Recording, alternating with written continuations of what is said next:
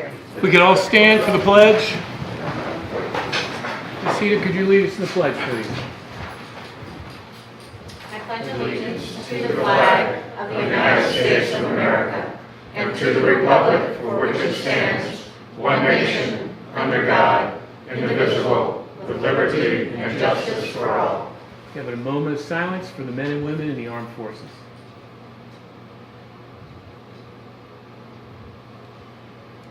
Thank you. Next public comment. Walter. Ranger.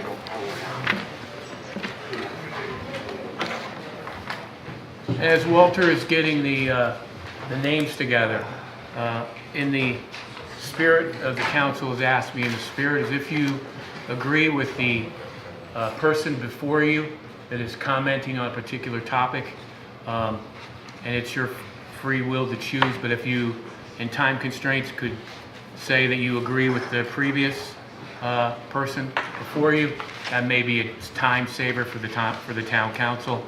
So I'm asking those that are in agreements with the first speaker, if they would be able to do that, that would save the town council some time. Thank you. Walter? Chris, 121 Great Brook Road. Thank you. What's your last name, please? I'm sorry, Angie Iwini, 121 Great Brook Road.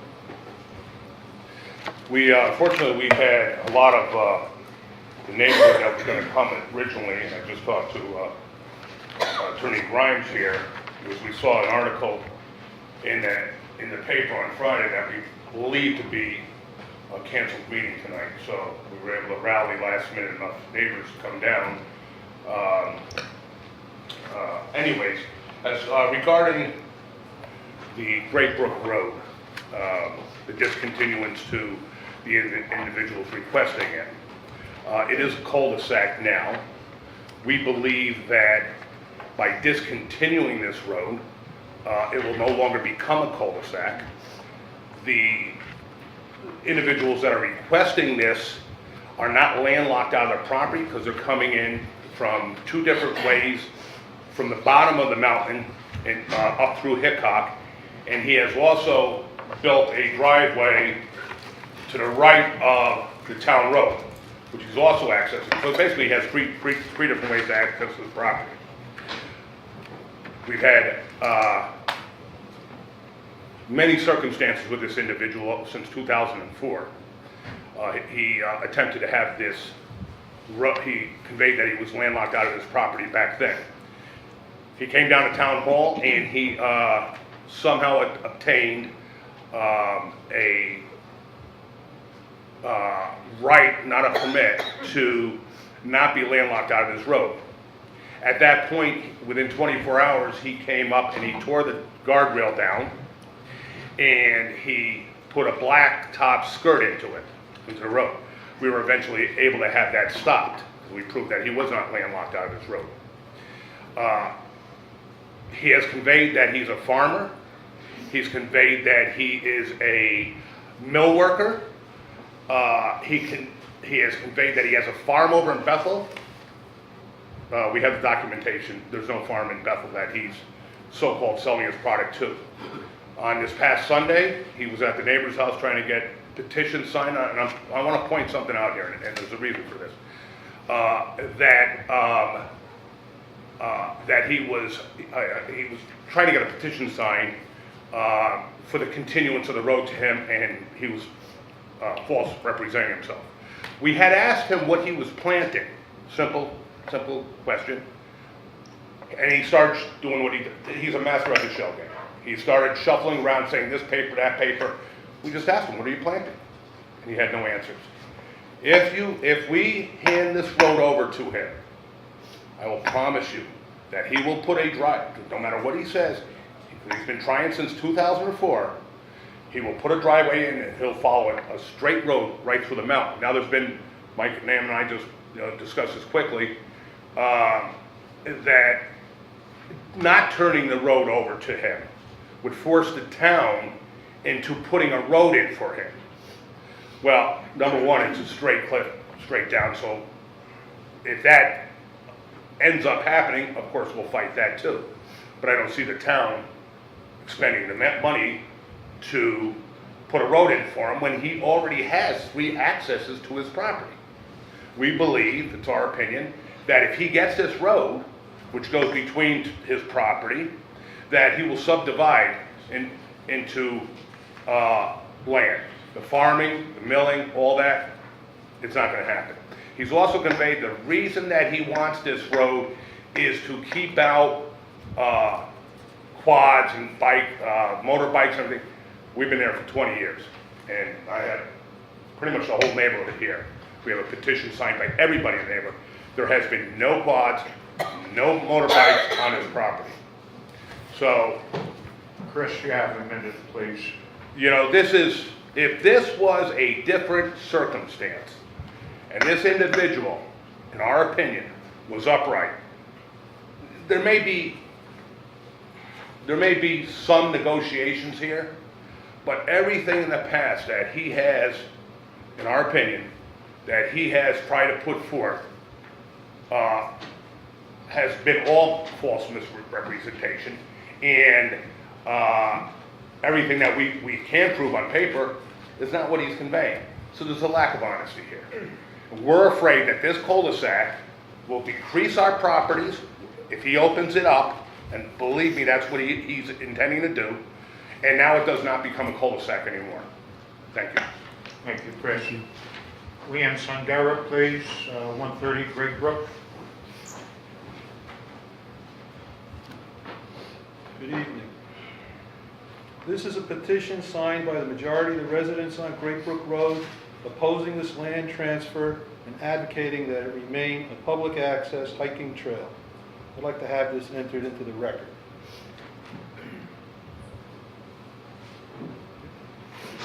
Additionally, I have a future land use plan indicating that the parcels of land on either side of this right-of-way are resources to preserve. Thank you. Thank you. Thank you. Claudette Sangara, please, 130 Great Brook Road.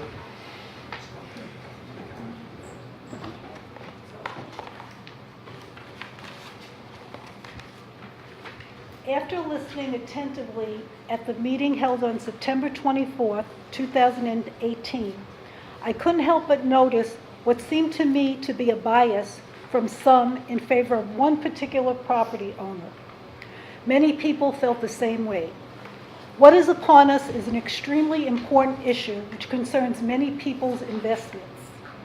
We made our investments in good faith that it was a cul-de-sac and would remain so, and that no road with a throughway would be constructed. A contractor now comes along and wants to obtain a parcel of land which he could do whatever he pleases, including extending a driveway with excessive throughway traffic. This is opposite of what a cul-de-sac is about. This would infringe on our rights as homeowners. This is wrong on every level. We as a community feel we should be a deciding factor in this decision, and not one person who has a singular vested interest in it. We feel that the right and fair thing to do is also take a vote from the homeowners of Great Brook Road. I am sure if the roles were reversed, you would feel the same way. Also, for many years, people have used this parcel of land as a nature trail, and it was enjoyed by many and still is. The town should keep this land for it benefits all. The people whose signatures appear on the submitted petition strongly oppose any changes. We stand united for the status quo. Thank you all. Thank you, Claudette. John, 124 Great Brook Road, please. Good evening. Last name is Learson, Learson. Couple of points. First off, I'm a little disappointed in the opaqueness of this entire process. Me living on 124 Great Brook Road, kind of found out through the grapevine, talking to people, I saw some notices. Frankly, it was a little confusing and hard to understand. Mr. Dagnall did come talk to me, so he did take the time and talk to me personally. When I did talk to him, he, assured me, no, I have no intention of, putting a road in, putting a throughway in, developing the property. I just want access to one parcel of land. This is in difference to other things I've heard. Frankly, it is unclear to me exactly what is being proposed. As a homeowner there, I have some very clear desires, though. I bought on a cul-de-sac 20 years ago. I want to remain on a cul-de-sac 20 years ago. I raised 2 kids on this cul-de-sac. It was a very safe environment, low traffic. That's why I bought there, and that's why when I sell my house in many years, somebody else will want to buy there. If this does become a private road, I guarantee you the ATVs that were mentioned earlier will start using it. And I can tell you, as somebody who has hiked that road for 20 years, never seen an ATV, if a private road goes in there, somebody will take an ATV on it and injure themselves. I guarantee you, it is a steep, dangerous piece of property. Somebody will hike it, somebody will try to take ATV down it, drive down it, heaven forbid. They will injure themselves. They will require first responders to then come out and help them. It is not a safe parcel of land to put a throughway in. Okay? Last point. I really feel that if we went in good faith here and were very clear about what was going to be done with the property, we would all not be sitting here in opposition. If it was just access to one parcel of land and the throughway was not being sort of slid through the back door here, I think we would not be having this argument. So just the fact that there is some unclarity here is raising my concerns, and I strongly oppose this as it stands right now. Thank you. Thank you. Thank you, John. Greg Bonsignor, 103 Great Brook, please.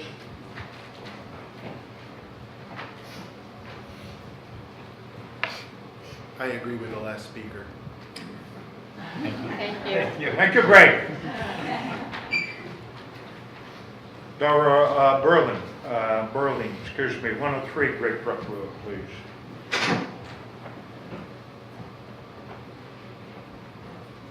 Good evening. I agree with the last speaker. Thank you. Chris Giacomo, come on down. Thank you. 118 Great Brook. 118 Great Brook, Chris DiGiacomo. I agree with the previous speakers. One of the big problems is I've heard that letters had gone around to the homeowners on our road from the town saying what this was all about. I've been there, I think 15 years. I never got any letter from the town, with having this under consideration. I think that's first and foremost above everything else. So that's all I have to say, really. Thank you for your time. Thank you, Chris. Dottie Wilcox, 117 Great Brook Road. Hi, I agree with everything that everyone has said. I just would like to add, I've been on that road for 40 years. I'm one of the original homeowners. And there have been many times that people did think this was a through road and they're coming down the street at 70 miles an hour. We would like to keep it as a cul-de-sac. And one thing that I would like to add is this was a town, the town put in this cul-de-sac. It was a formal cul-de-sac. It had a big guardrail. It was taken down. They're trying to make a road through it. There's nothing but wire there. If anybody comes down that street now, there's going to be a very severe accident. And it's very steep. We looked at that property that he owns. There were about 15 acres we looked at, and at the time, the only access was from Hecock Crossbrook Road. Very steep, would have been at least a 300-foot driveway. So I can understand he would not want to use that, and if he gets approval for a subdivision, he's going to want to come in from a different angle, because it's very steep to come up from Crossbrook Road. So that's all I have to say. Thank you, Daddy. Greg McClure, 109 Great Brook Road. Thank you. I am Gregory McClure from 109 Great Brook Road. I have an aspect about this situation that nobody really has mentioned yet, but it's occurred to me because I've lived there 40 years, and I've seen a number of things happen that are in the way of accidents and loss of access on the top of the road around Great Brook and what do they call Parkwood, so on those places. This becomes a trap effectively in some cases. You have cases where you lose power, your area is blocked, phone poles come down, trees come down, you can't get out. So you're trapped essentially where you are at Great Brook Road, and you can't get uphill, so you have to go downhill. So with the fact that the city still has access property to go straight downhill, you can get out. You can save your life if you get in a situation where there's a threat. And resources, for example, in the winter, have become difficult because of trees down, ice, phone poles down. So that's the way it should stay too, because it's a threat if you don't have one escape route, even if it's on foot. I've been up and down it by foot. It's accessible by foot. You can get out. So in emergency conditions, you need that. Should things get really bad on the top of the hill, which it can do, and I've seen it happen. So I would like to support the notion of leaving it unimproved just as it is. It's an escape route in case there's an emergency situation. Otherwise, there's a threat to all the residents of Great Brook Road. If the city turns it over to somebody's private property, this is presumably not accessible for citizens to make their way down the hill in the case of emergencies or difficult situations in winter, or other difficult things that can occur occasionally, and loss of power is one of them in the winter. Thank you. Thank you. Thank you. Margaret McClure, 109 Great Brook Road, please. Good evening. I'm Margaret McClure. I agree with our neighbors that the stated parcel of land be left intact as it is. In other words, the status quo. Thank you. Thank you. Attorney Stankiewicz, 54 Bridge Street, in Milford. Good evening, ladies and gentlemen. My name is Jeff Sinkwitz. I'm an attorney in town at 54 Bridge Street.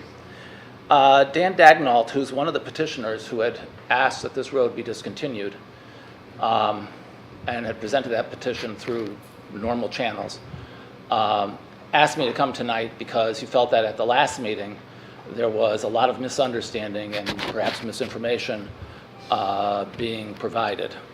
The area of Great Brook Road, and this is a map that was prepared by for the town. To the east, I believe it's Upper Reservoir Road. If you're coming from town, you turn left onto Great Brook Road. And you pass by all of these folks' residences. It's fairly developed. I would say maybe 2/3 of a mile, maybe a mile. And then there's a cul-de-sac. And as I went by there to look things over today, and it's a quiet road. I did an auction there a few weeks ago, and hardly anyone went by on a Saturday morning.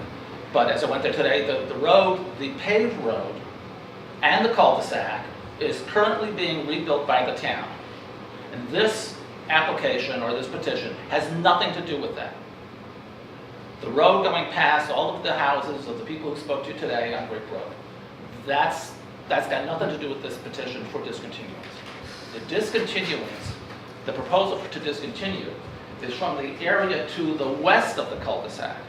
And on this drawing, this is the cul-de-sac. And I gather it's being reconfigured by the town.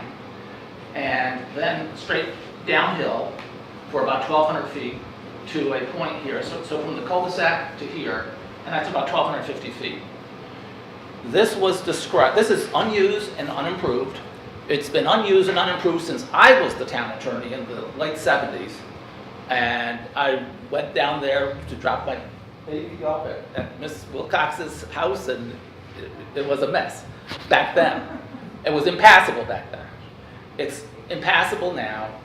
Mike Zarba described it in the last meeting minutes as an unimproved, impassable, and having a steep grade. It does not serve the public convenience and necessity as a highway in any way, shape, or form, and it hasn't served the public convenience and necessity for decades, at least 40 or 50 years, probably 80 or 90.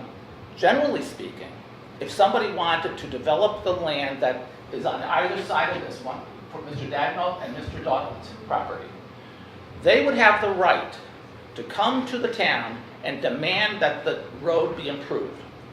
If you recall the Gonthier litigation from I don't know when that was, the early 90s, the developer forced the town to build the road out to serve his development.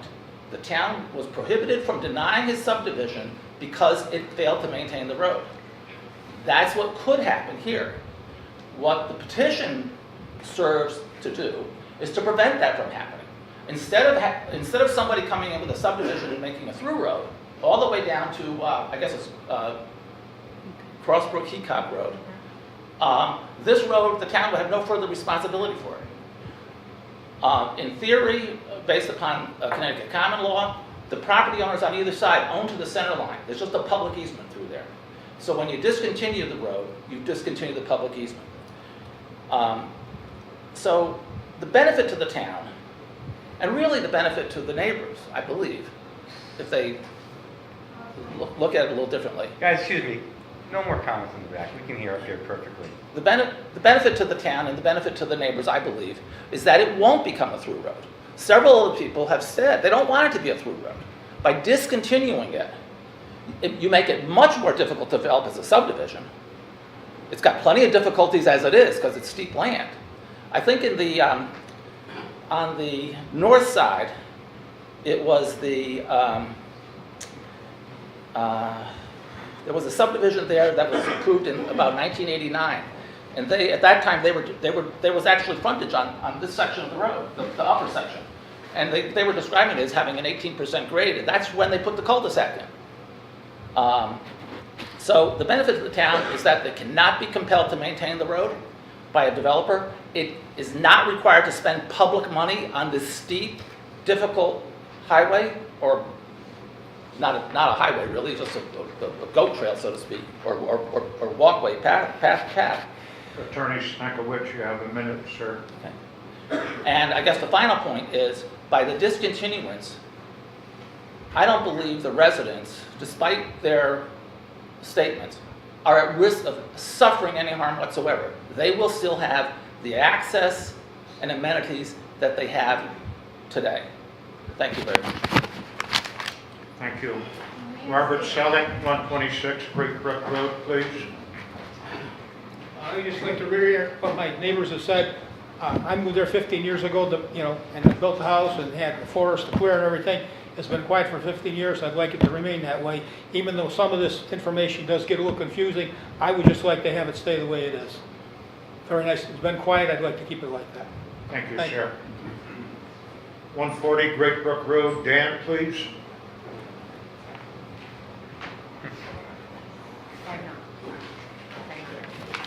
Hi, I'm Dan Dagnall, and my neighbor John Dawdlin. We requested that the town discontinue this section of Great Brook Road because it's between our properties and nobody else's properties.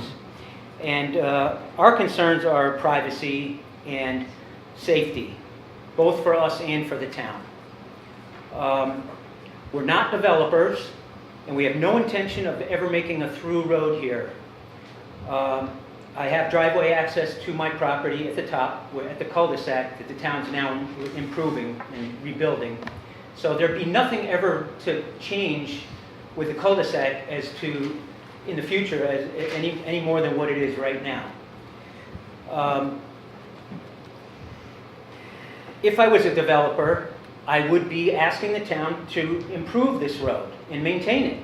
I'm not a developer. So I want to keep it I would like to see it be private and the town discontinue it.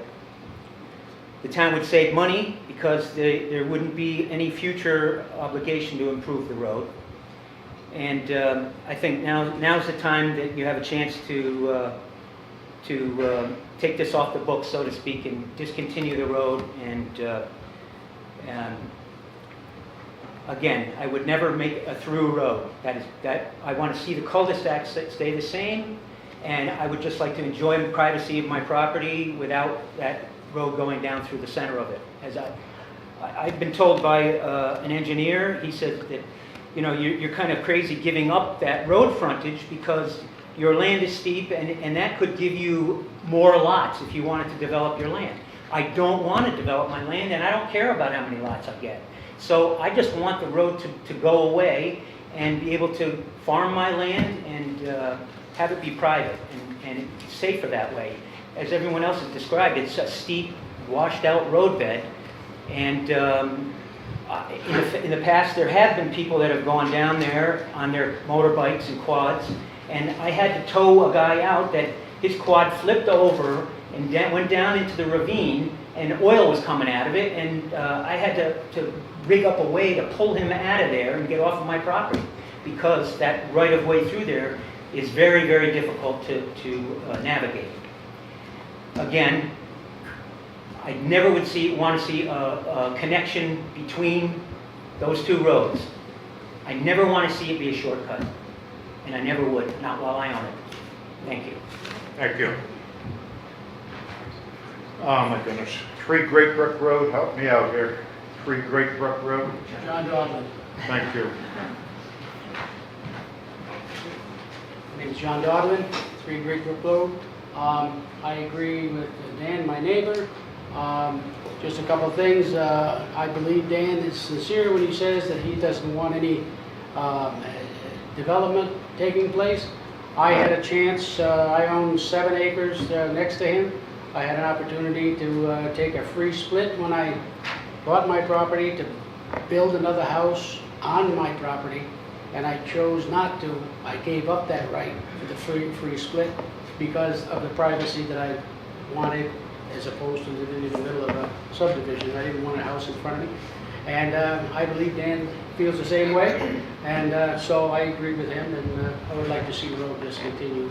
For safety reasons, people wander down there and then all of a sudden they don't know where they're at because it's not much of a defined trail. And then the first thing you know, they're on my property or on his property, and they could create a problem for us down the road if somebody gets hurt. So I agree with him. Thank you, sir. Mike Sinello, please. I have to yield. I'm sorry. I'm not prepared. I have to yield. Okay. The end of the list, Mr. Mayor. Thank you, Walter. Next, I'd like to move on to Mayor's remarks.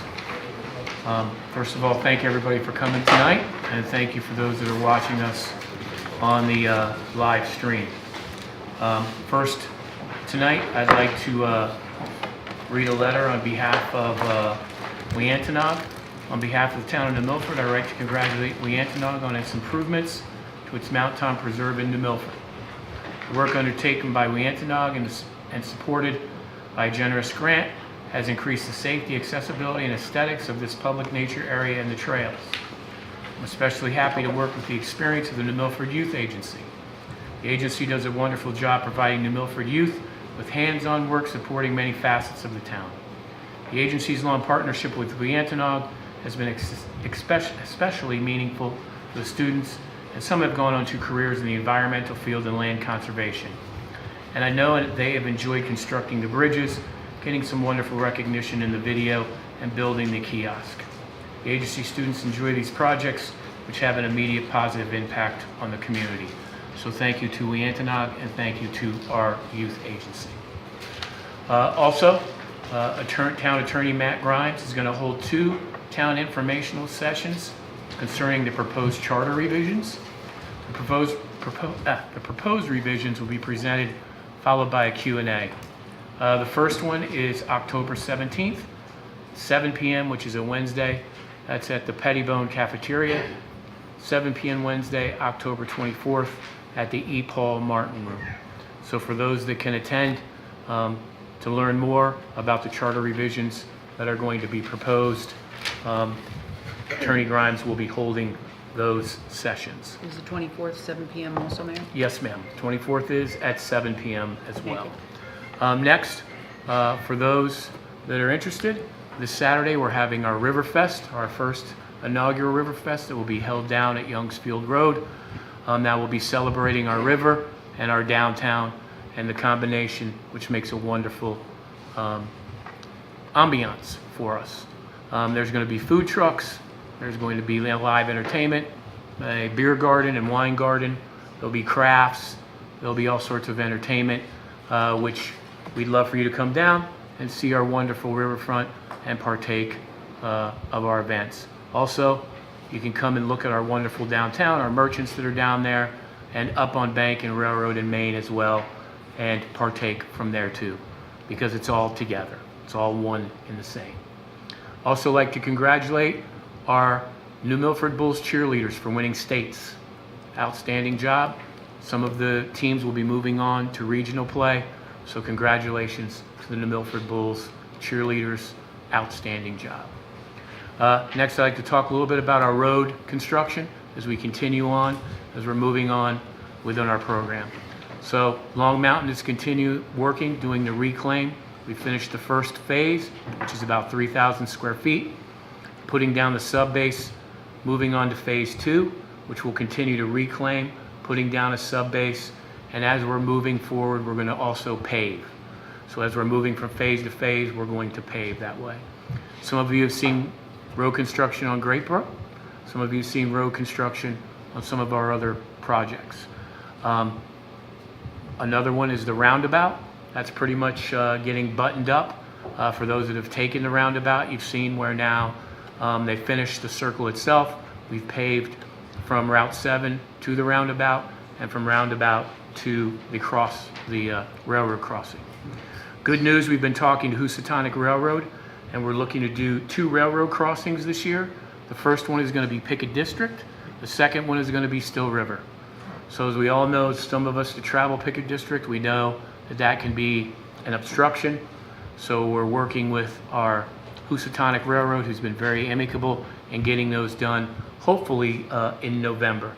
I'll be able to finalize that and send that out via Facebook once we get that done, but that's tentatively what we're looking to do. As far as Squire Hill, as our weather has pushed back some of our projects, we're looking to get some of the drainage done on Squire Hill. Some of the tree work has been done before. We all realize on the top part of Squire Hill, it looks like a moon landing there.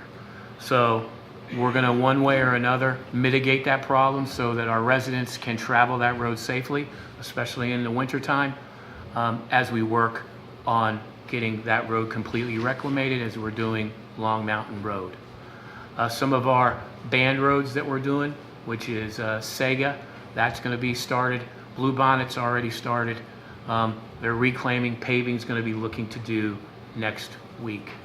We're continuing on our crack seal program that started on the 1st. So we're continuing to crack seal many of our roads, and that's a preventive maintenance thing. As we continue to work on the roads that are very poor in our system, we want to keep the ones that are semi-okay and okay. We're trying to do maintenance on them to keep them where they are so that when we do go to those particular projects, they're not as costly as the full reconstructions are as we have today. Also, the bids have gone out on our oil tanks. So the Board of Ed is working on the Lillis oil tank. They're working on the Hill and Plain oil tank that we'll talk about a little later tonight. And they're also working on the Scotticoke. As the town, we're looking at the police department and we're looking at town hall. All to be done before winter time so that we can make sure that we stay within compliance. Also, we continue to work with our Board of Ed partners when it comes to the high school roof. That's being redone as I talked at our last town council meeting. That work is getting done as we speak. We're also working with the Board of Ed partners to come up with our plan for the other additional roofs that are going to need to be done within our infrastructure. That is going to be Hill and Plain, Scotticoke, and Northville. So we're working with them to find out which one we're going to do in order, the cost, and how we're going to do that financially. I'll be bringing that back to the town council, either the next meeting or the meeting after, with a plan in place so that you can look at it, opine on it, and we can move forward. These are time-sensitive issues. The more you, the town council, is involved, and the public, the better. Also, as we move forward, we're looking at additional improvements to our downtown. Some of our stuff we've already done, some beautification. We're also looking to complete our first 1 mile loop, which is an exciting thing to bring the downtown and the riverfront together. And it also benefits us in numerous ways. One, health benefits. People like myself, we can walk. Good for us. Also brings tourism dollars to our downtown, as we're going to be not only involving the loop, but also bringing the downtown businesses together, running promotions through the loop, so that the businesses have an opportunity to partake in this, as well as the tourist dollars, bringing dollars into town, bringing investment into town. I'd also like to thank the new businesses that have come into town that have decided to invest in our wonderful town. I'd like to thank you for that.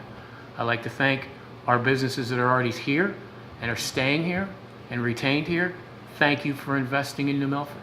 We're a great town. As I say, we're the best town in the country, I think. So I want to thank everyone. And we're going to continue to move forward. We're going to continue to streamline our process to make it easier to have a business in New Milford, get your applications here, but we're also going to keep the rural charm and character of our town. We're not going to lose the character, but we're definitely going to grow our commercial grand list. So with that, what I'd like to do is end our mayor's remarks and start with our consent agenda. And for those that don't understand the consent agenda, this is what we brought forward. Councilman Mullen had recommended that we do this as kind of a time saver. So what the consent agenda does is there are certain items that are being voted on all in once, item A through D, that if any councilman does not have a concern with it, I'd entertain a motion, Ms. Francis, for this, and we approve A through D. As we've talked about before with rules and procedures, if in fact a council person decides that they want this off and we can discuss it, then we can do so. Motion to approve all items for A, B, C, and D. Second. Do we have any discussion? So sorry, Councilman it'll be Diaz. quick. Yes. I do have a correction to the prior minutes. It's small, but it's important.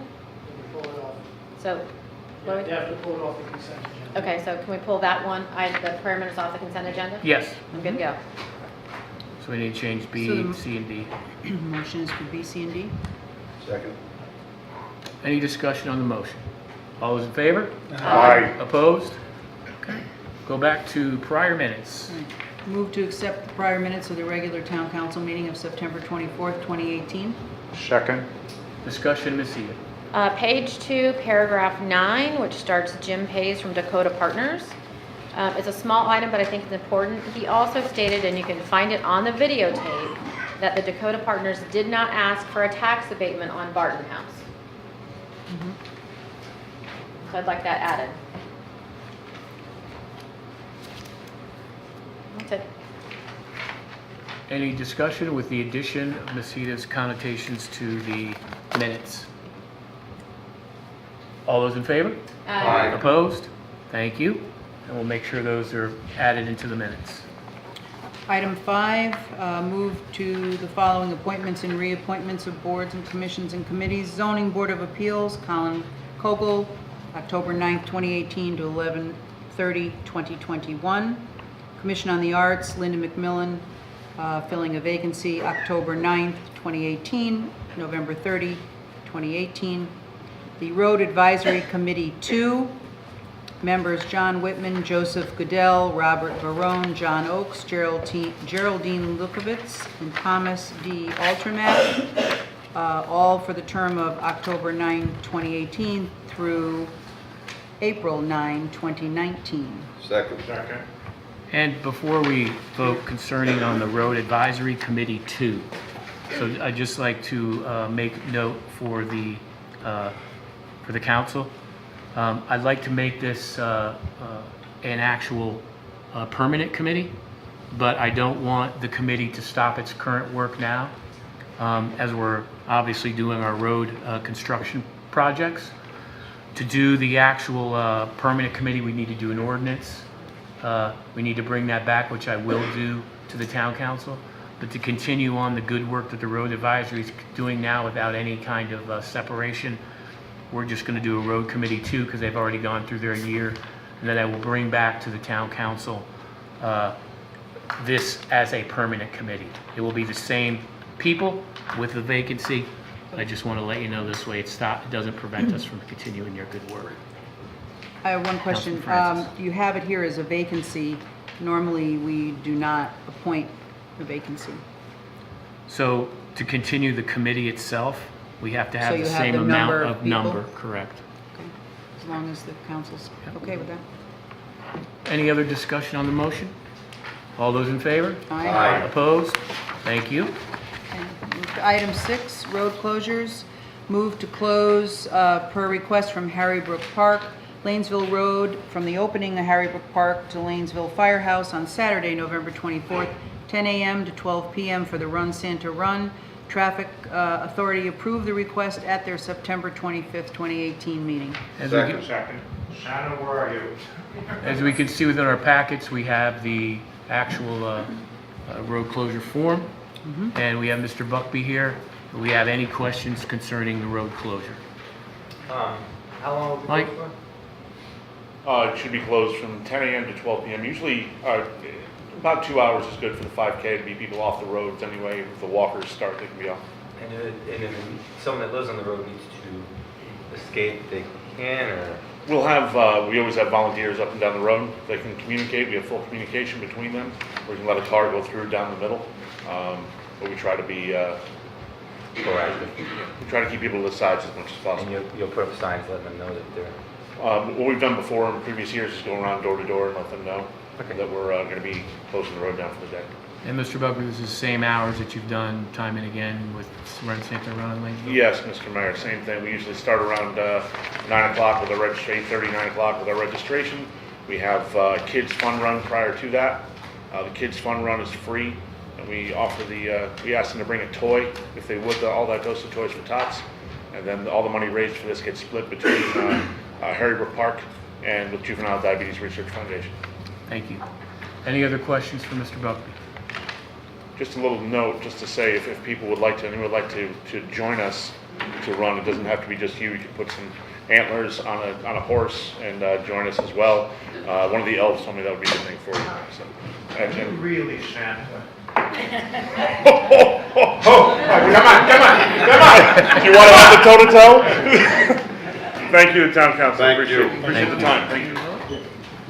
All those in favor? Aye. Opposed? Thank you.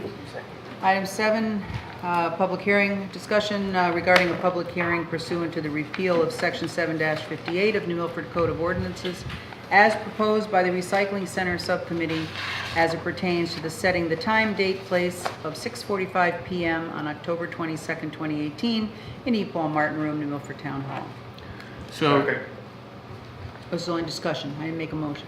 so just very quickly, just for the town council's information, it's a public hearing. It's called by the mayor, so I will be calling a public hearing. I just wanted to notify the council that we will be doing so, and it will be on 6:45, October 22nd, 2018, in the E. Paul Martin Room, 10 Main Street, New Milford, Connecticut. And it's concerning what we've talked about before, which was the waste management repeal of -758. So I just wanted to let the town council be aware that we will be having a public hearing concerning that. Next? No, there's no need to vote. Just a... It's just Big mouth bear. just to let people know of the public hearing we're going to have. Item 8A, 12 Scoville Street. Discussion and possible action regarding the consideration of the proposed temporary access easement. Attorney Grimes? Thank you, Mayor, members of the Town Council, Matt Grimes, Town Attorney, for the record. There is a proposed easement from Eversource, essentially so that they can do a work on the Scoville Street access way in the near future. It was very similar to the one the council granted the better part of a year and a half ago. Attorney DeBell and I, in looking this over, though, it really, since our charter and the statutes don't discriminate between temporary easement and permanent easement, easement does need to go before a town meeting. So we do have a town meeting resolution that will consider this. So as I said, it's coming up with the next item on the agenda, and we will look for a resolution to call a town meeting for October 22nd to consider this temporary easement. It's nothing different than the one that they had previously, just doing it correct procedure this time. And Attorney Grimes, the one previous to this, did that go to a town meeting? It did not. So we want to comply with our charter, and this is why we're doing this as a town meeting. Absolutely. Thank you. Okay, so we don't take any motion action on that to move forward? Right. What's on your agenda, I believe, is a special town meeting call with 2 items on it, not just one. I think it's item C Yep. there in front of you. So that's why we're going to go to B Yep. next. Okay, good. We'll get to that one. Item 8B, Great Brook Road, tabled from our September 24th, 2018 Town Council meeting. Move to discuss regarding the considering the proposal for a partial discontinuance of Great Brook Road. Do you want me to read the note? There's 3 bullet points in a note. So council. Please. Waive it? Or do you want to read it? I'm asking if somebody wants to I think you waive should read it. All right, Okay. so we're going to read it. Note, all property owners were notified in letters dated August 22nd, 2018. None were returned as undelivered. Signs were posted conspicuously at the required locations informing the public as of September 24th, 2018 Town Council meeting. Town Council approved 824 referral to Planning Commission on August 13th, 2018. Planning Commission met on September 6, 2018, and unanimously approved the following motion, quote, to recommend in favor of the 824 referral for the discontinuance of a portion of Great Brook Road as set forth in the attached legal description. The reason for the discontinuance is that it will eliminate the potential future obligation of the town to construct and maintain this section of the road, end quote. That's the motion. So I also, in your packets, I outlined the 2 options that the council has at this point under Connecticut General Statute 13A-49. You can, if you approve the application, it's just basically sending it to a town meeting the way you would an appropriation or a budget item, and everybody, all electors and taxpayers will have the right to vote at that town meeting, and they can approve or turn down the application. I'm sorry, Katie? Attorney Grimes, could I just ask you to repeat, and we've heard you say this before, but there's a lot of people here who have concern about this item. Could you just repeat what you said about what that means? Because there's a lot of verbiage here. Just what you just said, could you just say it again a little slower? Okay, so there's an the town council is voting on whether to approve or disapprove the application. Approval of the application does not mean that the discontinuance is approved, because that approval must happen at a special town meeting where all the electors in New Milford and any property taxpayers in New Milford will have the opportunity to vote. Petitioner will have an opportunity to present what he or she chooses to do, and then the moderator will call for a vote up or down on the application. So the council approving it is not saying we want or don't want the discontinuance. We are approving it to go to town meeting. Of course, the council can also turn down the application. If it does, it should probably, it's very similar to the way a land use commission, such as a zoning commission or an inland wetlands commission, would turn down an application. When they turn down an application, they need to have reasons for it, as anyone who's been to a land use commission knows. They can't just say deny it because we don't think it's a good thing for New Milford or we don't want it here. They need to have a basis for denying it. So if the council is going to deny it, that does stop the application here, but it needs to state the reasons for doing so, and the statute goes through that. If the council is to turn it down and not allow it to go to town meeting, of course, the petitioner has one of 2 options. They can petition to override the council at a town meeting, or they can, this is a statute with also administrative relief, as we've known. They can take the petition to Superior Court, and the Superior Court would be reviewing the application de novo, which means anew, seeing it fresh for the first time. Did I explain that clearly? Thanks. Thank you. Does the council have any questions? Attorney Grimes, can you give us a brief synopsis for some of the members of the audience that haven't been here before as to how we got where we were today? Sure. Why we had the meeting, why we had the call for this particular Great Brook Road to be put on the agenda, Okay. as of why now, and how this all transpired. So in August of 2017, so better part of 13, 14 months ago, the town of New Milford did receive a valid petition for the partial discontinuance of Great Brook Road. For whatever reason, it got lost in the shuffle, for lack of a better term. Mayor's office and myself were made aware of it sometime end of June, beginning of July, and as we know, we only had one council meeting in July and one town council meeting in August. The town needed to take an affirmative step on the application within 1 calendar year.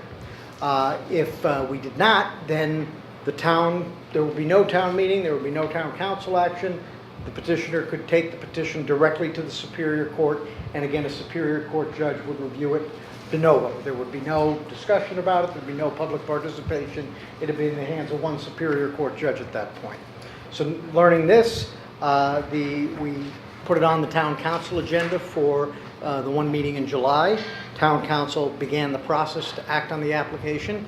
The statute requires only one piece of confusion the last time, only the property owners that abut the actual discontinuance to be notified.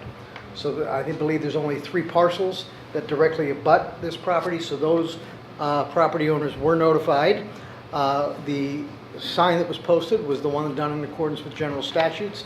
Our town engineer, Dan Stanton, had the survey done by Chuck Farnsworth with all of the meets and bounds, which is required by the statute. That was put on file in the town clerk's office as well as presented to the town council members.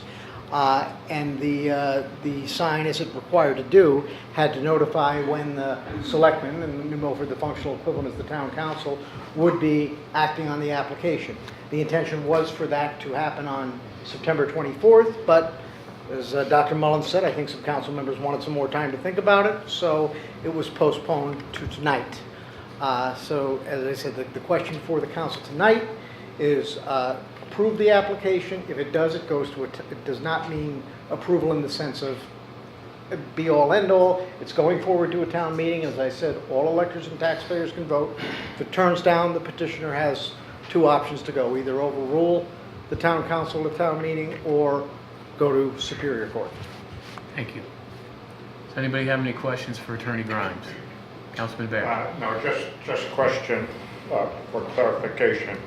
It's my understanding if we discontinue this and it goes to the property owner, then if he wanted to develop this land, it would be very, very difficult because there would be no access to a public road, would have to develop a common driveway or a common exit point for people that the houses are there in order to get to a public road. Is that my understanding? That is a correct understanding. Right now, the parcels surrounding the area do have access to what's legally a public highway, as I'm sure Ms. Francis and Mr. Nahom could tell you for their planning commission days.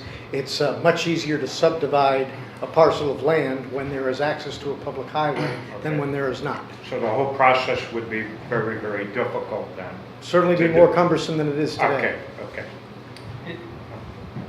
Mr. Nahom? According to what Jeff said and what you're saying, if we deny the application, it doesn't go any forward, the owners on that land can force the town to put in a road? No. What I said, if the council does not go forward with calling a town meeting, the petitioner or anybody could petition to override the council at a town meeting. They would need to get a petition approved by the town clerk and the requisite number of signatures by charter to do that, or this statute provides the petitioner with a remedy via the Superior Court. But if it goes to the town meeting and the town, and it gets voted down at the town meeting, does he have that same recourse or no? No.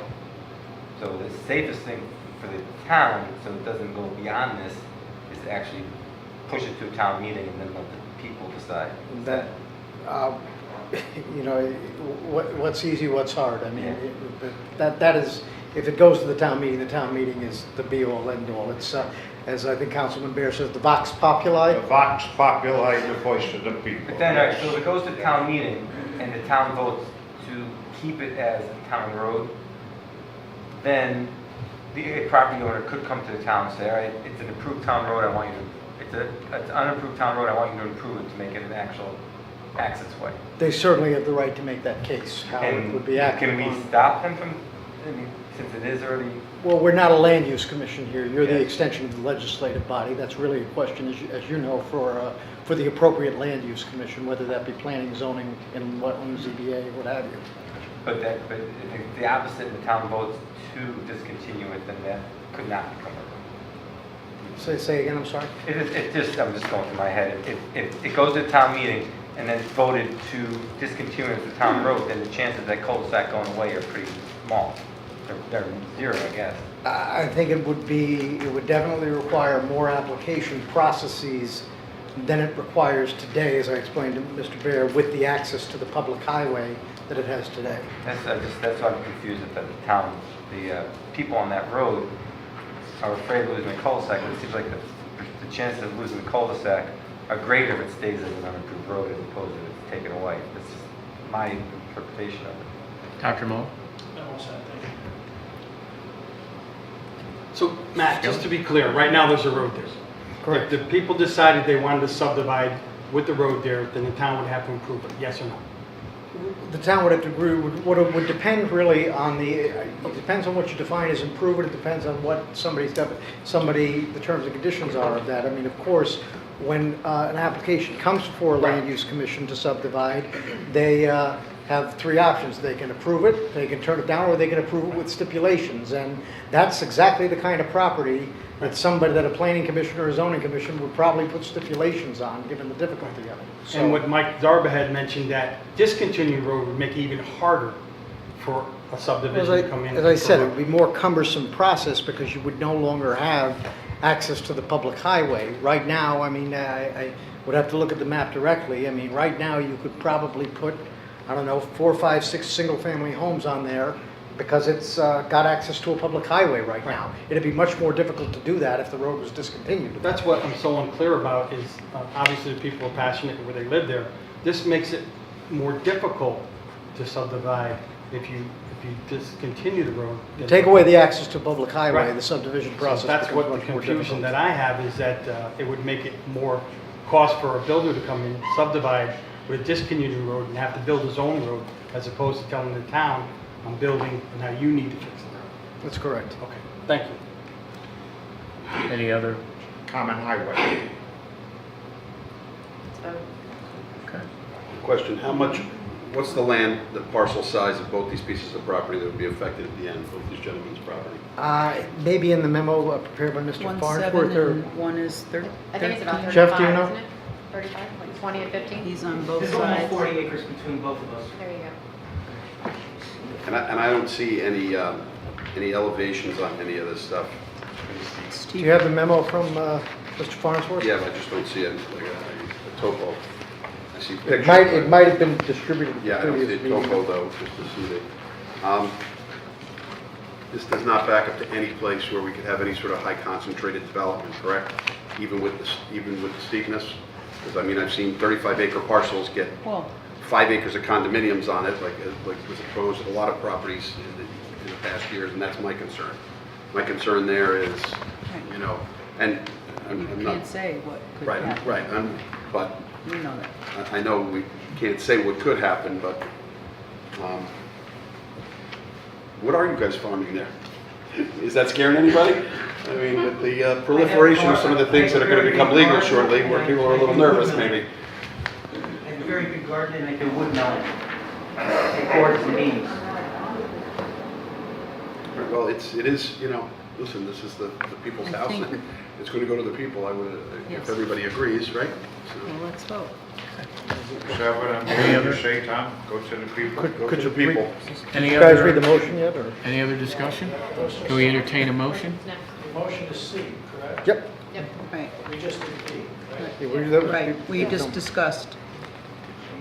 8C, move to call a special town meeting for 6:15 on October 22nd, 2018, E. Paul Martin Room, New Milford Town Hall. C1 at 6:15 will take us back to consider a vote on the resolution for the temporary access easement with respect to 12 Scoville Street as set forth in the map on file 1555 line upgrade project, and authorize the mayor to execute said temporary access easement pursuant to section 503D of the town charter. C2 is to consider and vote upon at said special town meeting. We'll make that for 6:30? It's one town meeting. One at 6:15? One town meeting, Okay. 3 items. Consider and vote on the proposed partial discontinuance of Great Brick Road as approved by the town council and set forth in the related documents prepared by the town engineer pursuant to Connecticut General Statute, section 13A-49. Second. Any discussion on the motion? All those in favor? Aye. Opposed? Thank you. So everybody understands. Next is its mayor's office, discussion and possible action regarding town council rules and procedures as they pertain to the presentation materials.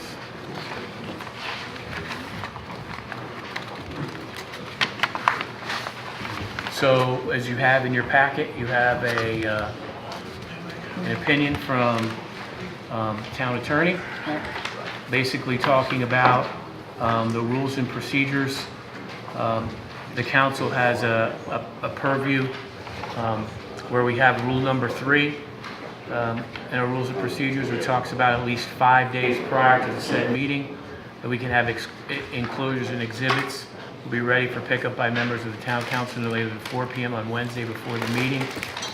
The rule is the agenda, so we're going to make sure that we have those items for you to review.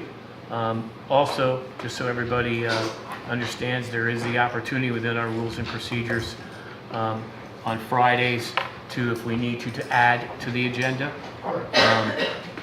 and do that forthwith. But as we're letting all of our council people, department heads know that the presentation decks and information should be given to Diane in our office so that we can get them to our town council so that you have time to review them before our meeting. Does anybody have any question? We don't need to amend any of our rules and procedures because it's within our... Yeah, if you determine that the current rules are adequate for what the request is, that's fine. If you determine that it's too vague, I also gave you an option what you might add to the rules and procedures to that. Dr. Mullen? Just a question. If we have somebody, if an ad hoc committee, for example, is coming to do a presentation, and they haven't turned in their written report by Friday, do we then take it off the agenda for Yes, Monday? sir.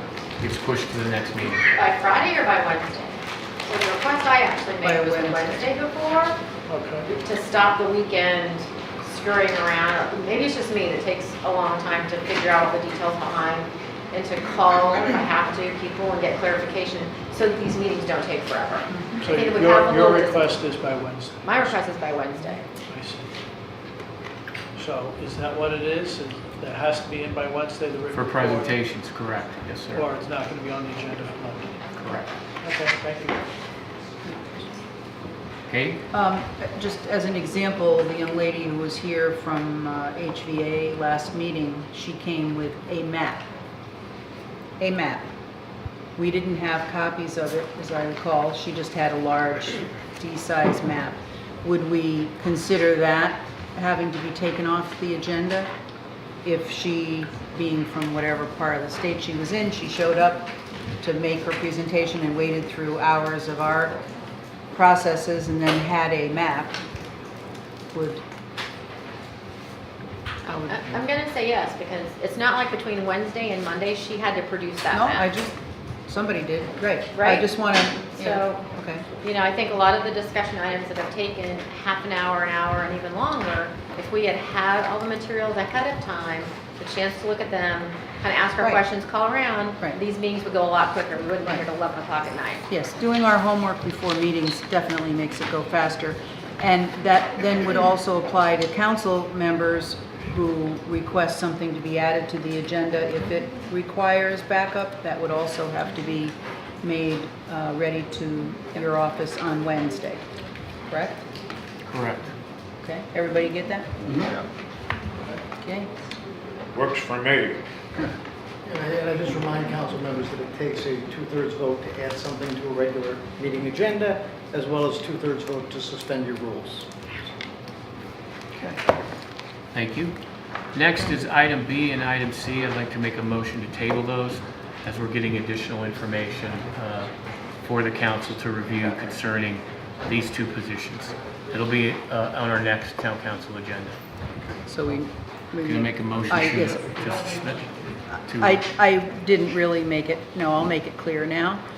Move to act regarding the town council rules and procedures as they pertain to reports and presentation materials per, We already did A. yeah? It's B and We C. didn't We're vote on making a it, though. motion to table. We didn't vote on it. That's why I'm reading it. We just talked about it. So the rules and procedures, what do you want to change? Matt said if we feel that they're too ambiguous, that we could include clarification that the agendas and supplemental materials would also need to be included 5 days prior, not just the agenda. The council, as a body, is the final arbiter over its own rules and procedures as to what they mean and how strong or vague or weak or specific they are. My opinion in reviewing it is that your current Rule 3 is specific enough to do what you suggest, but if you as a body feel that it's not, as I said, I provided another option that you might consider adding, that's all. But my opinion is that your rule is strong enough as it is. Dr. Moore? Well, I would suggest, let's see how it goes with the rule the way it is. And if it is not acceptable, if it's not followed, then we have to. Good. we have We to don't get change rid of it. I can live with that. Yeah, great. That's, Sure. that's agreeable. Thank you. There's no action, it stays the same. No, because we're leaving our Rule 3 as it exists now. And B and C are tabled. Make a motion to table B and C, please. So moved. Any discussion? All those in favor? Aye. Opposed? Thank you. Next, the Board of Education. Move to approve the release of $92,000 from the capital reserve account for the Hill and Plain School oil tank project as per the original letter dated September 20, 2018 from the Board of Ed Chairperson David Lawson. Second. So this is to do, just in summary, this is to do the oil tank. The Board of Ed is actually doing this one for Hill and Plain School. And this was the $92,000 for the original amount taken out of capital reserve for the oil tank. Any discussion? All those in favor? Aye. Opposed? And then I would like to take the council's approval if we could do C, because that actually dovetails into A, and then do B last, if that's okay with the council. Item 10C, move to approve the release of $70,000 from the capital reserve account for unanticipated additional costs associated with the oil tank project at Hill and Plain School, as per the letter dated October 4th, 2018 from the Board of Ed Chairperson David Lawson. And I'd like to give an update to the council. I spoke with Wendy Fallenbach from the Board of Education and Dr. Tracy, the superintendent. When they're already beginning the process of putting the oil tank in. When they did open the ground, there was no as-built there. So first thing they saw was a transformer on top of the oil tank, which, as we all know, that's a costly thing to get around a transformer. Also, when they were going in, they found a propane tank, which they're going to have to take out. Thus, the additional cost for this project. So that's why they're asking for an additional $70,000. When were they put in? Dr. Mullen? Can I just ask a hypothetical question? When work is done on schools, are there any inspectors? There are on these projects now. There are now. So nobody was inspecting these 20, 30 years ago when they were done? It's a hypothetical. Correct. No, I'm not looking for an answer because I know the answer. Some of the stuff built 30, 40 years ago didn't have inspections. And I'd like to thank, I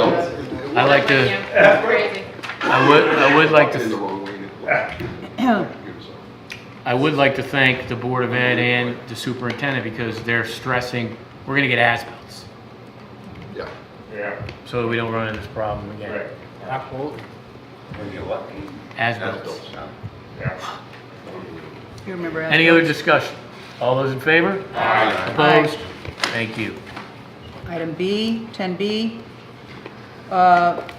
move to designate $50,000 from the 2017-18 Board of Education year-end balance to Munis account 430-2000-49510-00006 toward turf field replacement, with the remainder subject to a final audit placed in the capital reserve account as per the original letter dated September 20, 2018 from the Board of Education Chairperson David Lawson.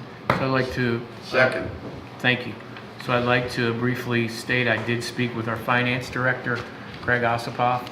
as we are putting in the motion, that it's subject to the final audit. So what happens is once the audit comes back, if the funds are there per the audit, then we bring this motion back as we have in the past. If the audit is different and the funds are not there, obviously this motion really holds no water. So Greg Osipov agreed that we could go forward with this motion as the finance director. So does anybody have any other? Just a comment, you know, I was a strong supporter of this project, but I publicly stated in front of about 500 people that I was very concerned about future maintenance and replacement costs and a lockbox, which I had said, and I was quoted in the paper on, a lockbox to make sure that funds that go into this can't come out of this. This is a massive investment. It's bringing a lot of awareness to our town. A lot of people are coming here to play. We're hosting tournaments. The band is not crawling around the parking lot every week. The kids can play. The money has got to stay in this, and any other monies that go into this account need to stay there so we can keep this field in the pristine condition that it is now. Track. So, and the track is unbelievable. I've seen night games there. I've seen track meets go on. My daughter's out on those fields with the cheerleaders. It's an amazing facility, but let's not let any deterioration come to this, to this property as the years go on without the proper money to fix it and maintain it and replace it. But thank you. I'm glad it's on the agenda. I assume the intent of this is to build the fund so that when it comes to the time, we got it. It's in the lockbox. It's in the lockbox. Okay. Any other discussion? And just to tag team, obviously I worked on this along with Mayor Bass and a lot of other people, hard work. It's just to stipulate, the field would have probably needed $400,000 from the BOE just to fix it, whether it was the track, the lights, and whatever. So that was taken out of the 3.7. We also redid the lights, which were $77 an hour to run each field. They're now $18 an hour to run each field. Like Tom had said, I witnessed the band that had a thing a couple weeks ago. Tremendous success. They got to be on both fields. People were there. I've talked to A.D. Lipinski. There hasn't been one canceled game since the field's been, other than just the lightning they had to go inside. That's never happened before. They had 8 inches of rain in one storm in 2 hours, and they went back and they played on the field. They play in rain now. The freshmen get to play. The other fields get to rest. And I know, like the back of my hand, how much this is going to cost to replace. It's $4.50 a square foot at the time. One north field is 80,000 square feet, and the other one's 100,000 square feet. So it's about, right now to today, maybe at 850 to replace both. You never have to replace them both because they don't get pretty much worn at the same time. Maintenance, 10 to 12 years. I think this is an excellent idea. And I think maybe in the future, we could allocate maybe some funds toward the waste management to help even further that down the line. So when it comes to the time, we might not have it all, but we'll have 60 or 70%. So I think this is an excellent idea, and we talked about it. The Boston Facilities is charging the youth, so that's going into the kitty as well. Yes, so there's the field's been rented out by outside teams and sport teams. That's going in. So I know Facilities has a lockbox on this, and I've asked Mayor Bass to follow up. Maybe we can find out what's in there, and then maybe every year we could look to see what's in there, and then if we could add anything into there, help offset the cost. So I think it's a great idea. Mike? No, he answered it.